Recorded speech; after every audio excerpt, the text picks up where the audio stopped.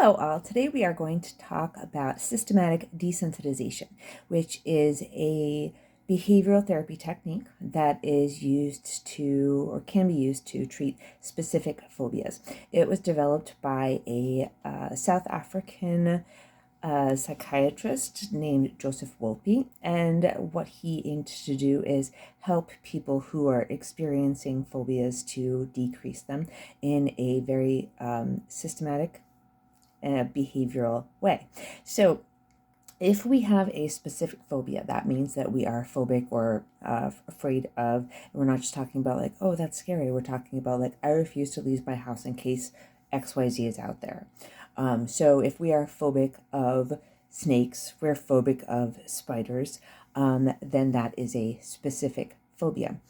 And so using systematic desensitization is basically an application of classical conditioning to decreasing the anxiety associated with our phobic item and basically reconditioning us to have a response that is not compatible with anxiety, such as relaxation. So if a treatment provider is doing systematic desensitization, the first thing that they're going to do is they are going to teach their client to relax on cue. And for some people, this can be more challenging than it can be for other people because learning to relax on cue is probably going to take, if we're doing 55 or 50-minute sessions with our client, it can take 2 to 3 sessions and practice in between sessions just to learn to be able to relax when we use a specific word or when we hear a specific sound, things like that. So once the client has learned to relax on cue, what we would then do is we would work with the client to create a list of activities or things that make them anxious. So we would basically create an anxiety hierarchy, with the lowest being if we were phobic of spiders, the lowest being seeing a spider on TV, or maybe hearing about a spider in a story or on a movie or something like that, right? So we would put the least phobic first, all the way up to perhaps touching a spider, something like that. Okay. Now remember, when we're talking about a specific phobia, this phobia has to be it has to negatively impact our lives sufficiently that it causes trouble with our work environment, with our home environment, with our lives.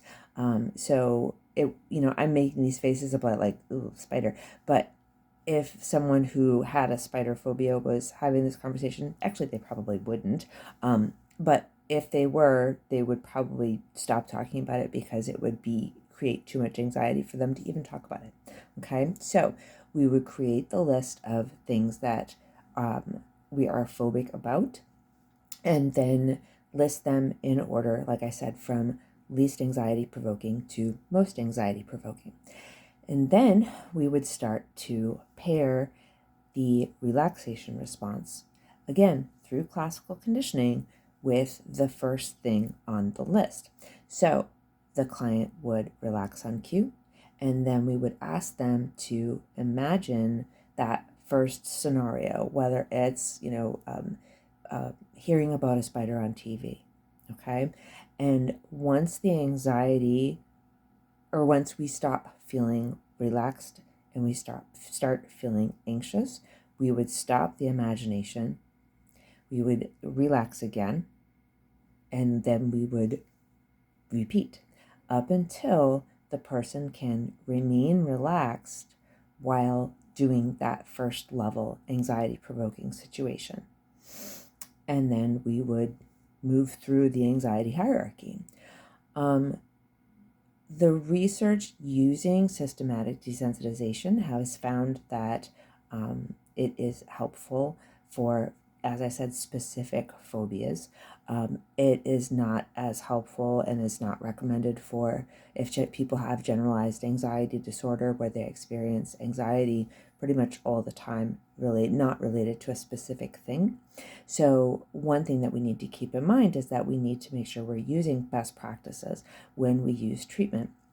And so, systematic desensitization and learning how to do that effectively would be useful in a therapist's treatment bag if they worked with clients who had specific phobias. One thing that we do know is that there are some people out there that are not able to visually imagine things. And so, if a client is not able to visually imagine things, then obviously this would not be a procedure that would probably be helpful for them, and they would not benefit from systematic desensitization.